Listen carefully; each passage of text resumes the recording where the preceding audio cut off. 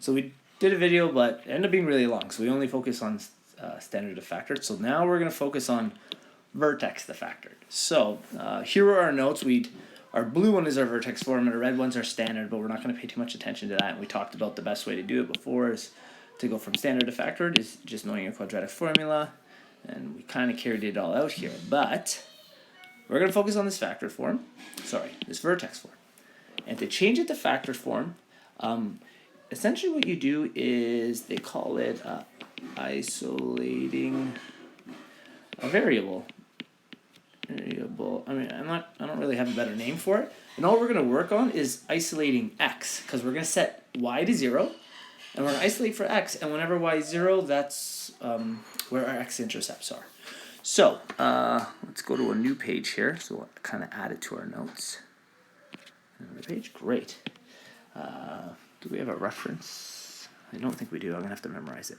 0.2, 3.7, and 0.3. Y equals negative 0.2, x plus 3.7, and I've already forgotten 0.3. Oh, I think I had that. Okay, here is our Vertex form.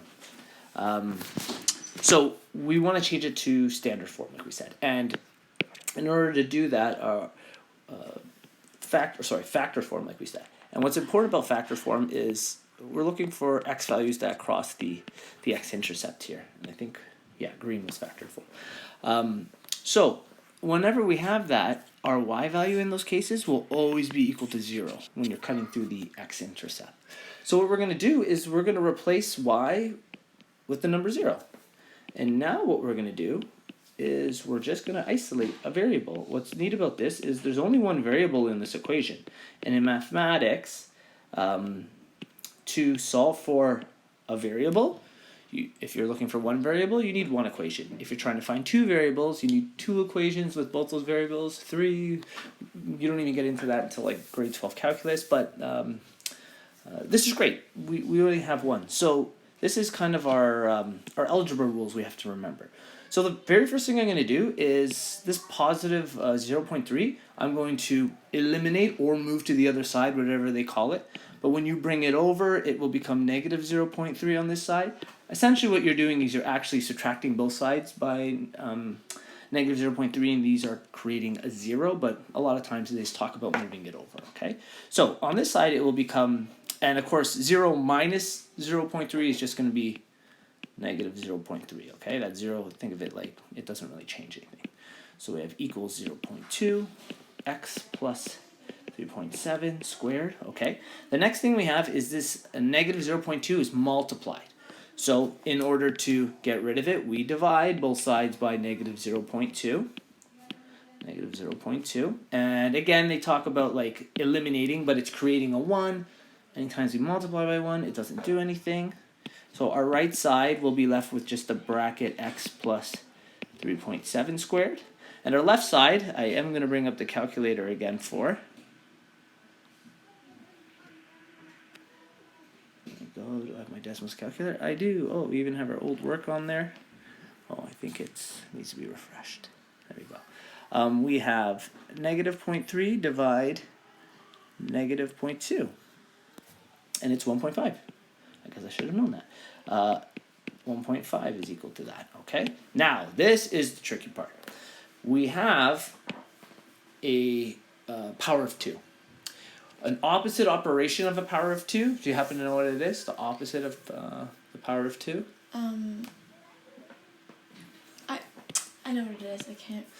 It's a square root. Yeah. Yeah, exactly. So they call it a root. And the reason we have to specify a square root is because you can have like cubed roots, what was the fourth root called? I guess we just call it fourth root. There must be a name.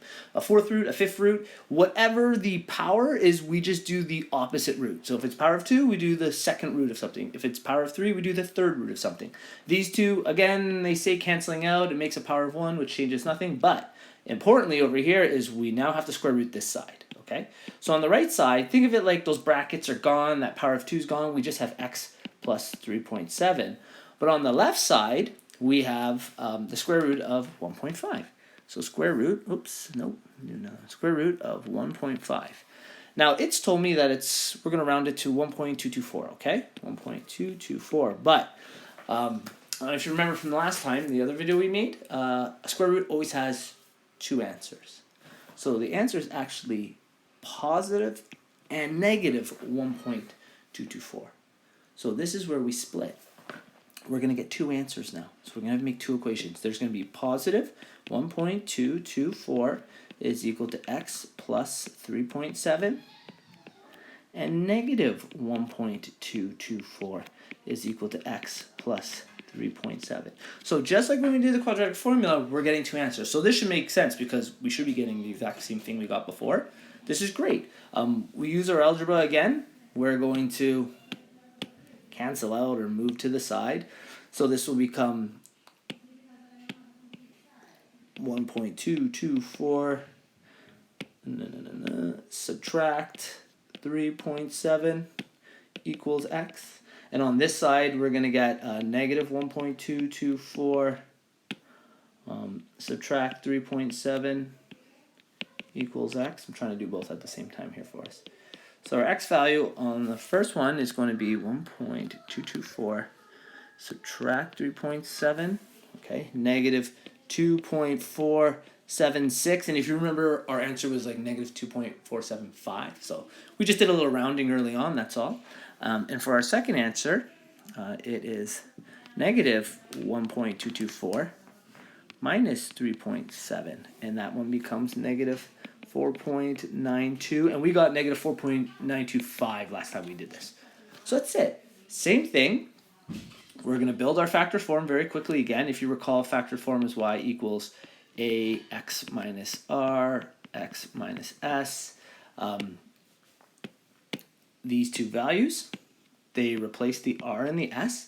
And I asked you this last time. Let's see if you remember. The a is the same. Ah, great. The a is the same. So whatever we started with a is going to be the exact same. So we're going to plug it in. I'll do it down here below.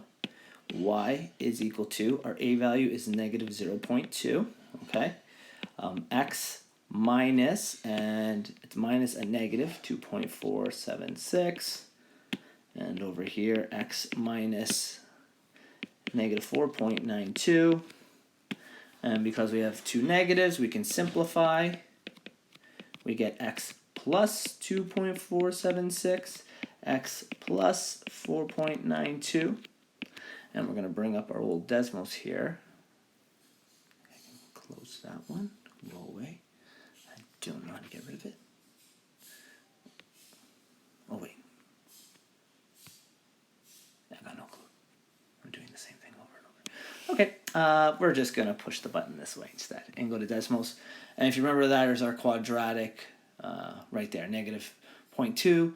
4.92 we said, and 2.46. A little off because we did some rounding, but essentially the same thing. So the takeaway from this is whichever, oh yeah, that's how you get rid of it. There we go. Whichever is simpler to you, whether you find this isolating easier or you find the quadratic formula easier, you can always get to factor form from either standard or vertex form. Okay. Okay?